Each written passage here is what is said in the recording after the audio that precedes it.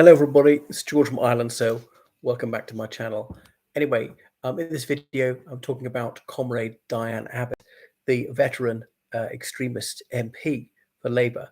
Now, I know that's a bit of a vapidity to say that she's extremist, but there is some metric by which she can be judged on this. She's, of all the Labour MPs, which she formerly was, she's rebelled more than anybody else except possibly Jeremy Corbyn. She's always attacked Labour from the left. Now, being an extremist isn't always a bad thing. If you're right and everybody else is wrong, you just carry on saying what you're saying. The majority could be wrong. Think it possible. So don't just be a sheep. And obviously, she's a complete hypocrite and doesn't actually practice what she preaches. Sending her son to a fee-paying school, which she was totally against, is just sickening.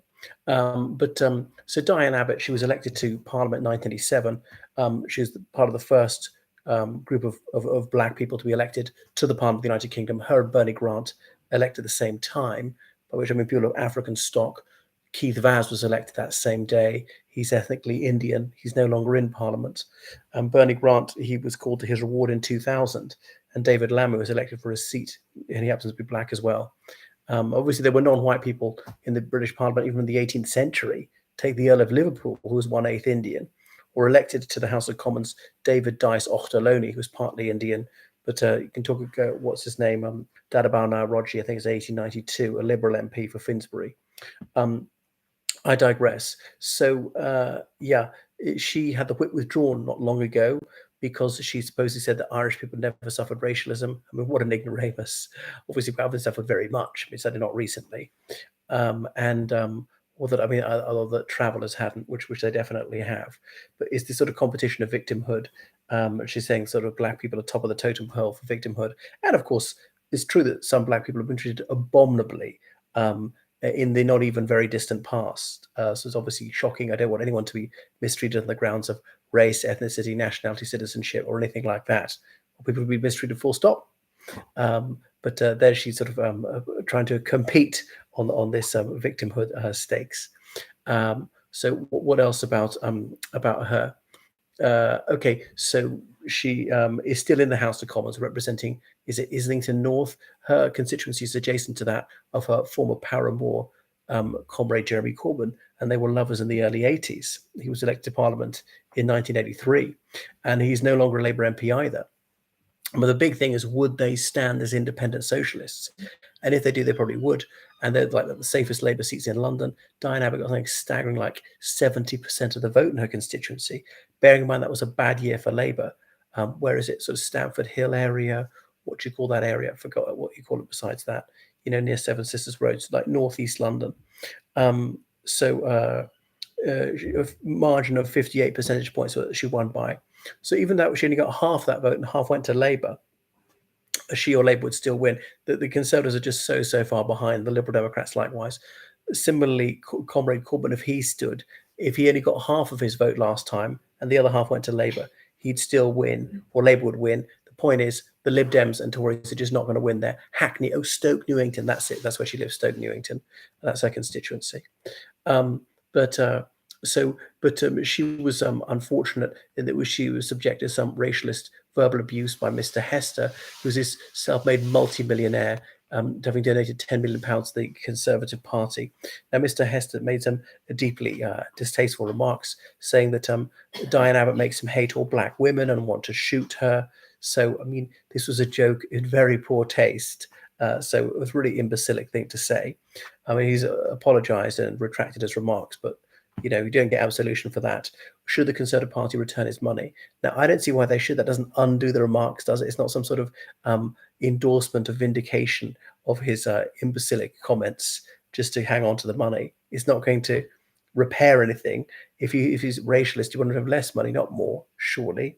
You could put this money to a good cause. So there we are. Now, this has redounded in Diane Abbott's favour. It seems to lend point to her earlier observations.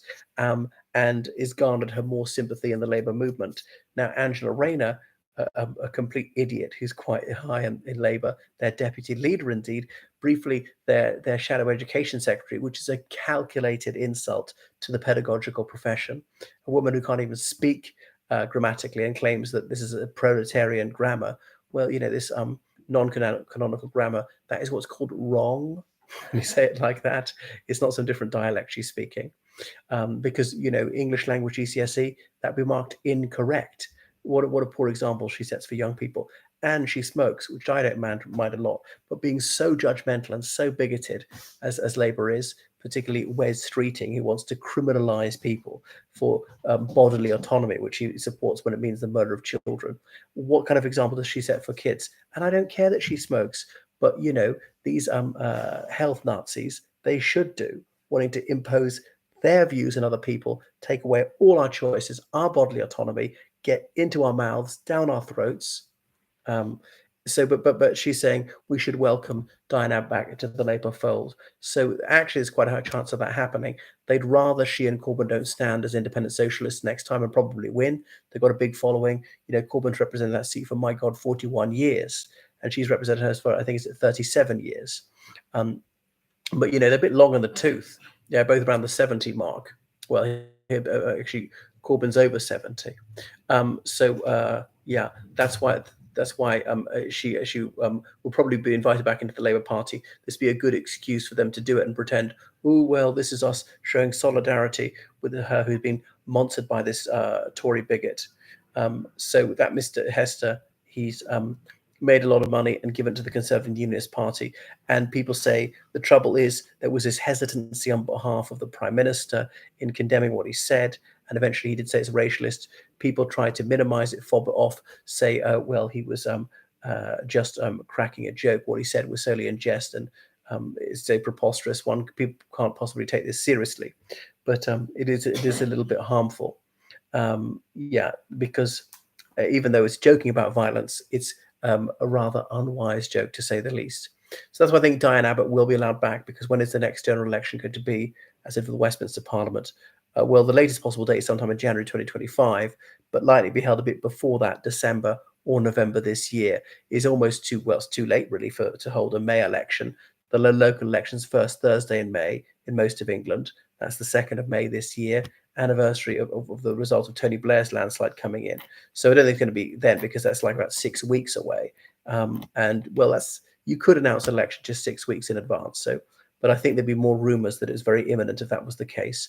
So Rishi Sunak was maybe hoping there was a budget bounce, which really has not materialised. So there are many things to loathe about the despicable Diane Abbot, but not her race and not her sex.